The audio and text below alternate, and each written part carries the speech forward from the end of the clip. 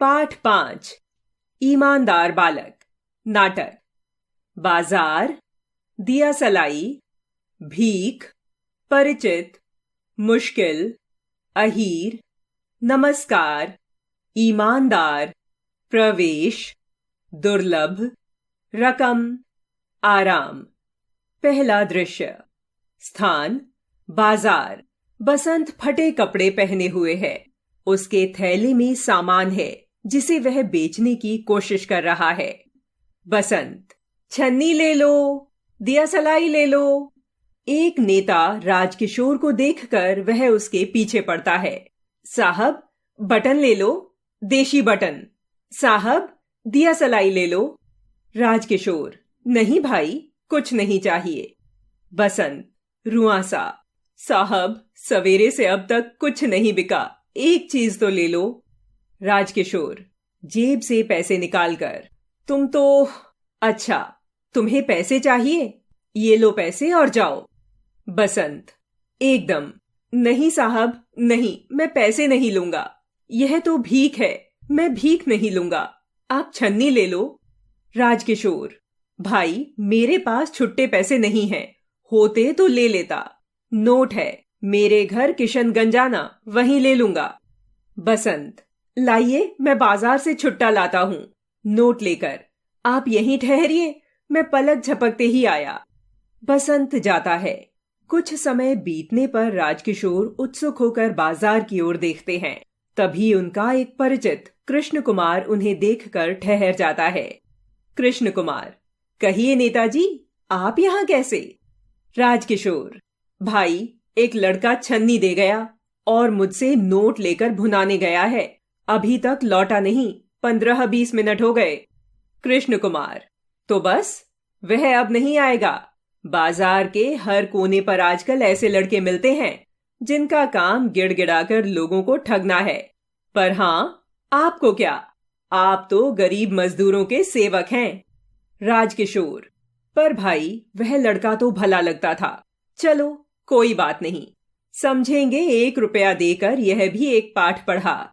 दोनों जाते हैं। दूसरा दृश्य। स्थान किशनगंज।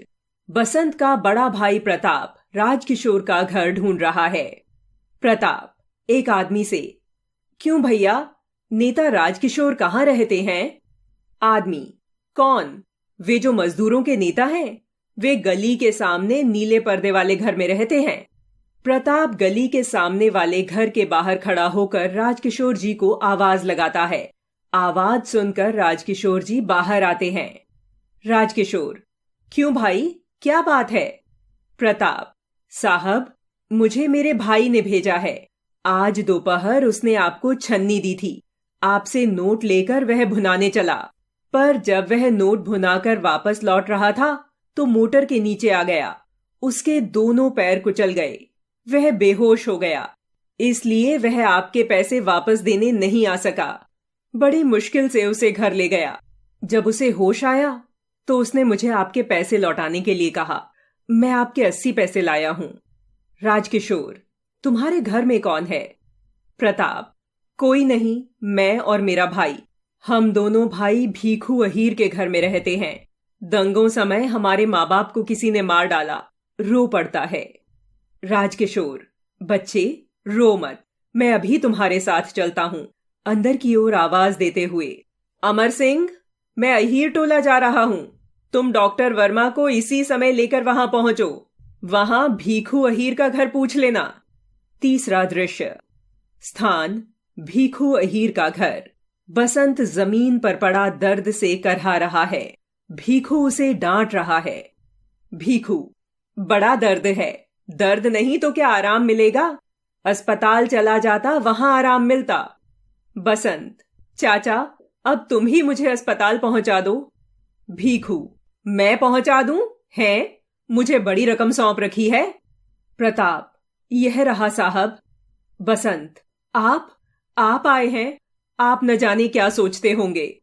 राजकिशोर, चिंता न करो बेटा, मैंने डॉक्टर को बुलाया है, तुम ठीक हो जाओगे। डॉक्टर का प्रवेश। डॉक्टर, नमस्कार नेताजी। तो यह लड़का है? मैंने भी इसे बाजार में देखा है। बसंत की ओर देखकर ऐसा लगता है कि एक पैर की हड्डी टूट गई है। इसे अभी अस्पताल ले जाना चाहिए। राजकिशोर, मैं एम्बुलेंस के लिए फोन करके आता हूं। जब तक मैं नहीं आता आप यहीं रहें। इसे बचाना ही होगा। यह गरीब है, पर इसमें एक दुर्लभ गुण है। यह ईमानदार है। राजकिशोर जाता है। डॉक्टर सुई लगाता है। प्रताप भाई का सिर पकड़ता है। पर्दा गिर जाता है। शब्द और उनके अर्थ। दिया सलाई, माचिस, मैच बॉक्स। रुआंसा, लगभग रोने को, लाइकली टू वीप। परिचित, जानकार, फेमिलियर। बेहोश, अचेत, अनकॉन्शियस। होश, शुद्ध, कॉन्शियसनेस। दुर्लभ, मुश्किल से मिलने वाला, रेयर। शब्द शक्ति। पर्यायवाची शब्द। ईमानदार, सच्चा, नेक। लड़का, बालक, बाल। गरीब, निर्धन, दरिद्र।